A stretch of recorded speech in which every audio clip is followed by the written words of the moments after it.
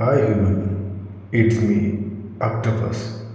Welcome to my world. നെയ്യാറ്റിങ്കരയിൽ ഒരു യുവതി ഹോസ്പിറ്റലിൻ്റെ അനാസ്ഥ മൂലം കൊല്ലപ്പെട്ടു. എന്താണ് നിങ്ങൾക്ക് ഇതിനെക്കുറിച്ച് പറയാനുള്ളത്? ഈ മാസം ഞാൻ ചെയ്യുന്ന ഹോസ്പിറ്റലുകൾക്കെതിരെ ചെയ്യുന്ന മൂന്നാമത്തെ വീഡിയോ. ഈ ആരോഗ്യ രംഗത്താണ് എന്താണ് പറ്റിയത്,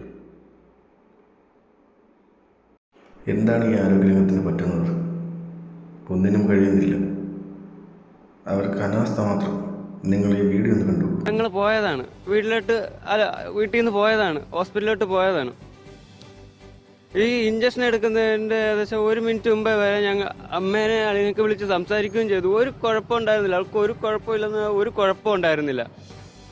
അപ്പോൾ അവിടുന്ന് ടെസ്റ്റിനായിട്ട് ആളിനെ സാമ്പിൾ കൊടുത്തിട്ട് സാമ്പിൾ താഴെ കൊടുത്തിട്ട് തിരിച്ചു വരുമ്പോഴത്തേനും കുറേ ഒരു ചേട്ടന് ഓടി വന്ന് പറഞ്ഞ് വയ്യ എന്ന് പറഞ്ഞ് ശ്വാസം കിട്ടുന്നില്ല എന്നൊക്കെ പറഞ്ഞ് അളിയനെ ഓടി അവിടെ ചെല്ലുമ്പോൾ തീരെ ശ്വാസമില്ല, ബോധം ഉണ്ടായിരുന്നില്ല.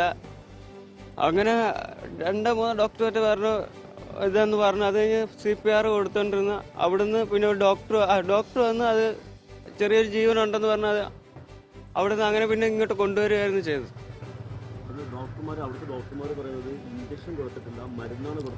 ഇല്ല, ഇഞ്ചക്ഷൻ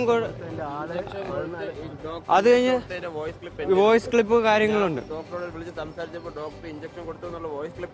ആദ്യം അവർ സമ്മതിച്ചിട്ടുണ്ടായിരുന്നില്ല.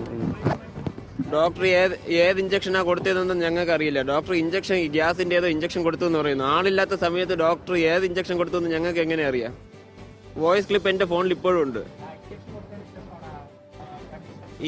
ഇത് കണ്ട് ഈ സംഭവം കണ്ട് ഇവിടെ ഈ ദൃക്സാക്ഷിയായിട്ട് ഒരാൾ 17-ാം വാർഡിലോ 14-ാം വാർഡിലോ ഉണ്ട്. അയാൾ ഇന്നലെ രാത്രിയും കൂടി വന്നിട്ട് പറഞ്ഞതേ ഉള്ളൂ അയാൾ എവിടെ വേണം എന്ന് പറയാം, എന്ത് വേണം, ഈ കണ്ട സംഭവങ്ങൾ അയാളെ സഹോദരി വന്ന് പറയാമെന്ന് പറഞ്ഞിട്ട് ഇന്നലെ രാത്രിയും കൂടി വന്ന് പറഞ്ഞിട്ട് പോയതേ ഉള്ളൂ.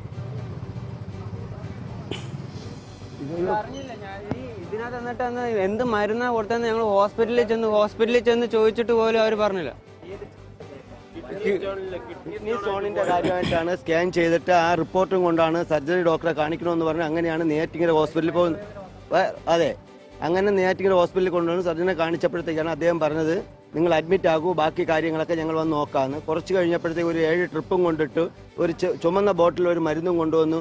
ഈ ട്രിപ്പും ഒരു ഇഞ്ചക്ഷനും കൊടുത്തോടു ഈ കൊച്ചിന്റെ ശരീരം മുഴുവനും ഒരു ചെറിയ വയറുവേദനയെ തുടർന്ന് ചെക്കപ്പ് നടത്തിയപ്പോൾ കിഡ്നി സ്റ്റോണെന്ന് തെളിഞ്ഞു.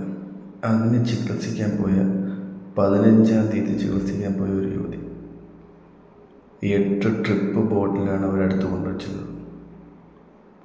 ഒരു ചുവന്ന ബോട്ടിലിൽ ഒരു ഇഞ്ചക്ഷൻ എടുത്തു. ഇഞ്ചക്ഷൻ എടുത്തതിന് ശേഷം ആ യുവതിക്ക് അനക്കമില്ല. ഇന്ന് രാവിലെ മരിക്കുകയും ചെയ്യും. എന്ത് ഇഞ്ചക്ഷനാണ് ഹോസ്പിറ്റലുകാരെടുത്തത്?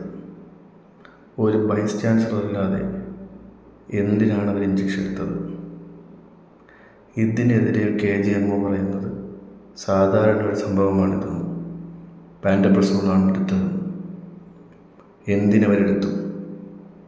കൂട്ടിരിപ്പുകാരില്ലാതെ എങ്ങനെയാണ് അവർ ഇഞ്ചക്ഷൻ എടുക്കാൻ പറ്റുന്നത്? ഒരു ട്രിപ്പ് ഇടാൻ പോലും പറ്റുന്നത് കൂട്ടിരിപ്പുകാരില്ലാതെ എങ്ങനെയാണ്?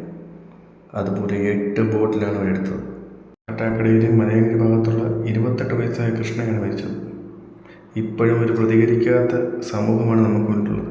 ഇനി നിങ്ങൾക്കാണ് ഈ അവസ്ഥ വരാൻ പോകുന്നത്. ആരോഗ്യരംഗം ചത്തു കഴിഞ്ഞു.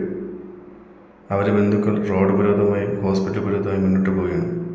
പരമപുച്ഛമാണ് നിങ്ങളോട്. എനിക്ക് പ്രതിഷേധിക്കൂ. ഇങ്ങനെയുള്ള കള്ളന്മാരായ ഡോക്ടർമാരെ ഇല്ലാതാവുന്നവരെ പ്രതിഷേധിക്കൂ.